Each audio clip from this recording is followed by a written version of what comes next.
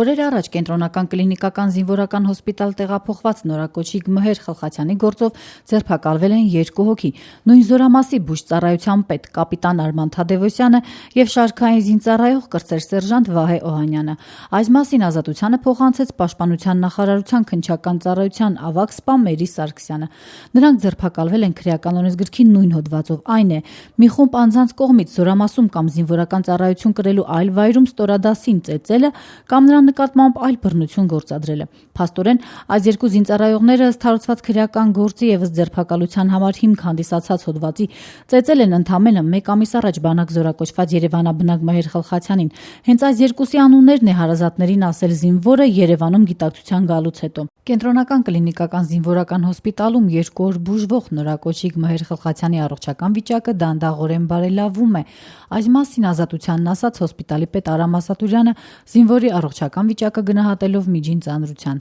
Դանդաղ հաստատում գնում ենք դեպի լավը։ Վիճակը ավելի լավ է, քան երևի։ Բուժումը պլանային ստանում է։ Զուտ նեղ մասնագիտական տեսանկյունից դա կոչվում է ցանկայուն դրական ընթացքում։ Բայց ընդհանուր ասենք մոտեցումը, ոչ խիստ մասնագիտական։ Ասենք վիճակը միջին ծանրության է, այլս։ Զինվորը դեռ գտնվում է հոսպիտալի վերակենդանացման բաժանմունքում, ասաց Ասատուրյանը նշելով, որ նա դեռևս հատուկ ուշադրության կարիք ունի։ 18-ամյա Երևանաբնակ Մհեր Խլխացյանը 1 ամիս չկա ինչ բանակ էր զորակոչվել, ծառայության անցնելով Լեռնային Ղարաբաղի զորամասերից մեկում։ 2 օր առաջ հարազատները նրան ծանր վիճակով Վարդենիսի հոսպիտալից տեղափոխել էին Երևան։ Կենտրոնական կլինիկական զինվորական հոսպիտալն ընդունվել էր երկկողմանի թոքաբոր բով ու մարմնական վնասվածքներով։ Այդ ժամանակ նրա վիճակը գնահատվել էր ծանր կայուն։ Զինվորի մայրը Գոհար Շահնազարյան Ազատությանը փոխանցեց, որ չնայած որդու վիճակի տարբերություն կա, բայց այն դեռևս չի գոհացնում հարազատներին։ Մայրը պատմում էր, որ որդին անճանաչելի է դարձել, նրան ծեծել են, մեղադրել հիվանդ ձևանալու մեջ ու թողել առանց բուժման։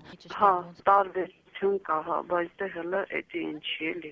Իրավապաշտպանները հաճախ են անդրադառնում զինված ուժերում տիրող իրավիճակին, շարունակելով քննադատել իշխանություններին բանակում չդադարող բռնությունների մահվան դեպքերի համար։ Երեկ էլ, ինչպես տեղեկացնում է Լեռնային Ղարաբաղի պաշտպանության նախարարությունը, զորամասերից մեկում հիվանդությունից մահացել է Երևանից զորակոչված 1993 թվականին ծնված Հայկ Մակարյանը։ Պաշտպանության բանակի մամուլի քարտուղար Սենոր Հասրացյանն Ազատությանը դժվարացավ ասել, թե ինչ հիվանդություն է ունեցել զինվորը։ Միաժամանակ ոչ հաստատելով, ոչ էլ հերքելով այն տեղեկությունները, թե զինվորի մոտ միգրեն է ախտորոշվել, ինչն արագորեն նրան մահվան է հասցրել։